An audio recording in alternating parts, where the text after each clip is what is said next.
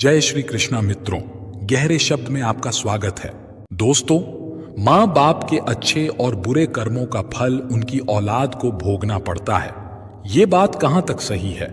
मनुष्य को खुद के अच्छे और बुरे कर्मों का फल तो उन्हें भोगना ही पड़ता है तथा माँ बाप के द्वारा किए गए कर्मों का फल भी उन्हें भोगना पड़ता है।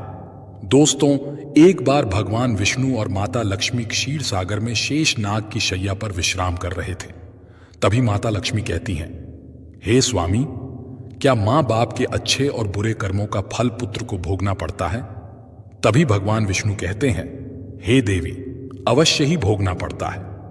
आज हम आपको एक प्राचीन समय की बहुत ही महत्वपूर्ण कथा सुनाते हैं, जिसे सुनने के बाद आपको पता चल जाएगा कि कैसे मां बाप के पुण्य कर्मों का फल और बुरे कर्मों का फल उनकी औलाद को मिलता है या भोगना पड़ता है।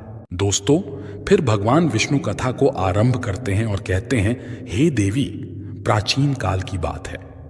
एक गांव में एक किसान रहता था। वो किसान बहुत ही गरीब था। किसी तरह से मेहनत और मजदूरी करके अपने घर का खर्च चलाता था। उसे मजदूरी में दिन भर काम करने के बाद 20 रुपए मिलते थे। उसमें से 10 रुपये वो नित्य दान करता और 10 रुपये में अपने परिवार का पालन पोषण करता था। इस तरह से करते हुए कुछ समय बीत गया और इसके बाद उसके 2 पुत्र हुए। अब उस किसान के परिवार में कुल 4 सदस्य हो गए, 2 पति पत्नी और उसके 2 जुड़वा लड़के। धीरे धीरे उनके पालन पोषण में किसान को समस्या होने लगी, क्योंकि इधर दिन के दिन महंगाई बढ़ती जा रही थी। दोस्तों, फिर आगे भगवान विष्णु माता लक्ष्मी से कहते हैं, हे देवी, एक दिन की बात है, किसान के लड़के ने अपने पिताजी से कहा कि पिताजी, आप नित्य 20 रुपए कमाते हैं, जिसमें से 10 आप दान कर देते हैं। 10 रुपए में हम अपना गुजारा कैसे कर पाएंगे? किसान को चुप देख करके उसकी पत्नी ने कहा कि नहीं बेटा, ऐसी कोई बात नहीं है।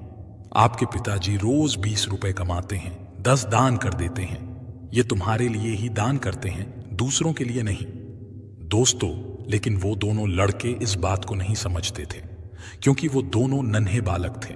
फिर आगे भगवान विष्णु कहते हैं, हे देवी, फिर इसी तरह से कुछ समय बीतता गया और किसान के दोनों लड़के धीरे धीरे बड़े होने लगे। इधर किसान की एक दिन काम करके घर आते समय कार से टकराकर मृत्यु हो जाती है।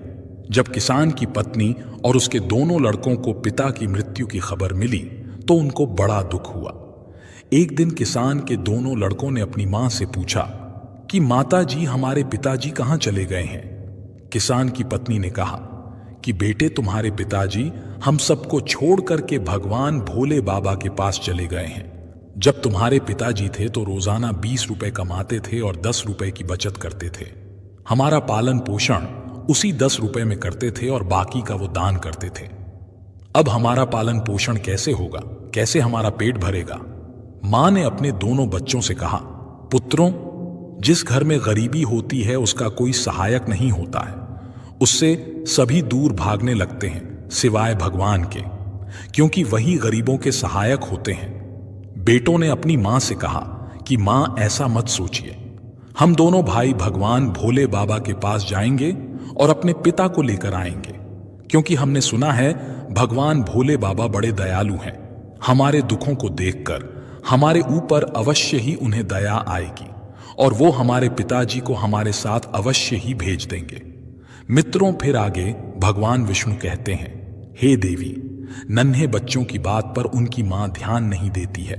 एक दिन की बात है, किसान की पत्नी अपने दोनों लड़कों को घर पर छोड़कर गांव में किसी काम के लिए चली गई और उधर उसके दोनों लड़के, दोनों भाई आपस में सोचने लगे, क्यों ना हम कैलाश पर्वत पर भगवान शंकर के पास चलें और अपने पिताजी को वापस लेकर आएं।